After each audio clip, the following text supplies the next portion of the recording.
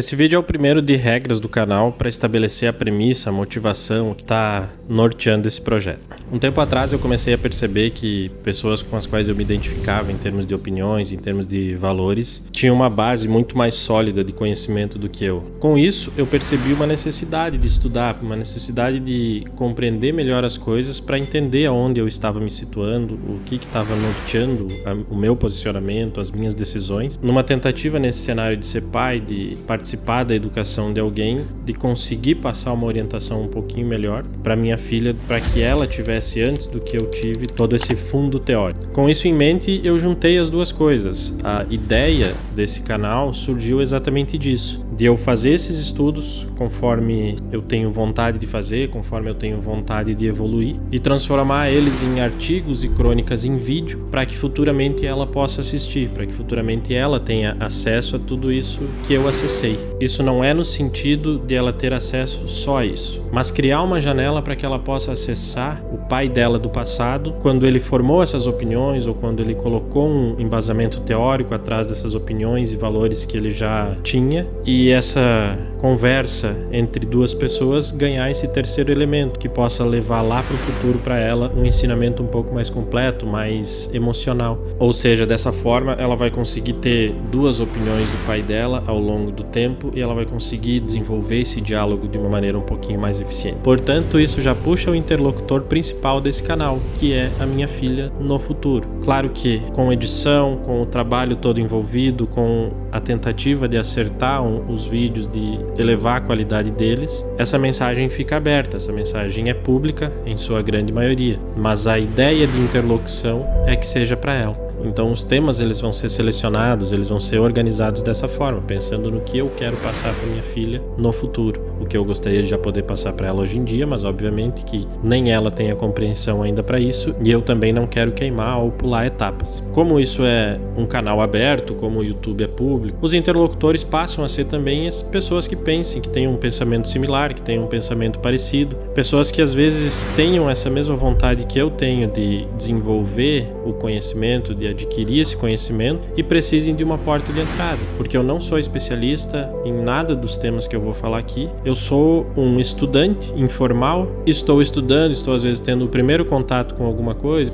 e talvez isso seja uma porta de entrada para muitas pessoas. E um terceiro interlocutor seriam jovens que, por situações da vida, talvez não tenham a presença contínua do pai ou talvez o interesse da família não esteja muito nesse lado de filosofia, de literatura, de teologia e possam encontrar aqui também assuntos falados de uma maneira mais simples que possam levar a estudar mais profundamente, a compreender as coisas de uma maneira um pouquinho diferente e se desenvolver também nesses caminhos. Mas é natural que a pergunta que se faça é por que postar? Por que ter essa exposição ou por que fazer algo aberto? Primeira coisa é que eu gosto muito de edição. Fazia um bom tempo que eu não tinha nenhuma atividade que me tirasse do foco só em trabalho, do foco só em retorno financeiro. E a melhor maneira de editar vídeos é produzir vídeos. O segundo ponto, como eu falei anteriormente, são mais interlocutores. O meu objetivo principal está estabelecido nela, mas os outros interlocutores são também importantes, porque pode ser que essas pessoas encontrem algo de relevante nesses vídeos e pode ser que elas me tragam algo de relevante e que através disso também eu desenvolva o meu pensamento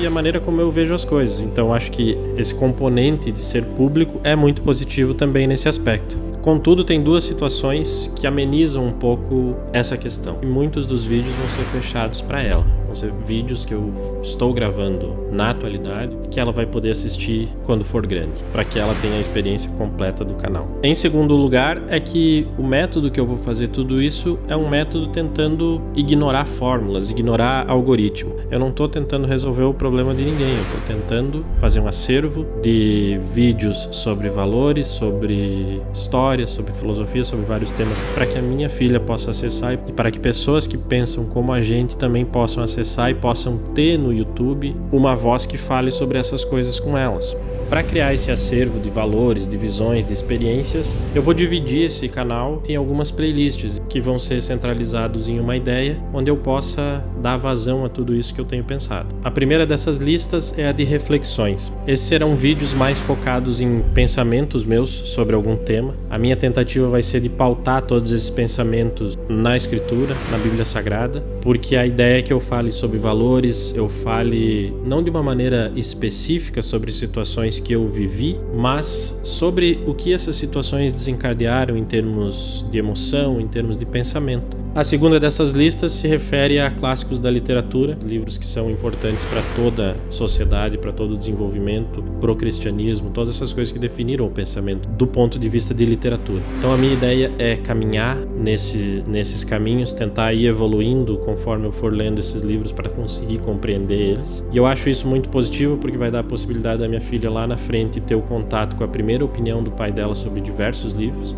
porque talvez daqui 15, 20 anos, quando ela lê o livro, eu já vou ter lido outra vez, ou não vou me lembrar direito, então eu vou falar ou de memória ou já de uma opinião construída, mas no vídeo ela vai ver a minha primeira impressão. Essa lista eu vou tentar organizar com uma resenha, uma análise do livro, e numa segunda parte desses meus vídeos eu buscar também interpretações de outras pessoas, buscar algumas pessoas que eu sigo, que eu assisto, quando elas falarem sobre esses livros, buscar algumas coisas assim e tentar diluir isso para um pensamento um pouco mais simples e fazer então essa análise do que já se fala sobre os livros, porque obviamente que eu não vou chegar aqui e ler um livro clássico e trazer uma análise inovadora, isso não vai acontecer. Eu vou tentar dar a minha opinião, tentar dar o impacto que teve em mim e depois tentar buscar esse simbolismo, essas fias, esses ensinamentos do livro, pautado em pessoas que têm mais autoridade para falar sobre isso. A terceira dessas listas iniciais seria a lista de histórias da igreja, porque a minha ideia não é contar a história da igreja católica, do cristianismo, não é fazer um desenvolvimento cronológico disso, mas algumas que me chamam mais atenção e que eu consigo relacionar com alguma coisa da minha vida, com algum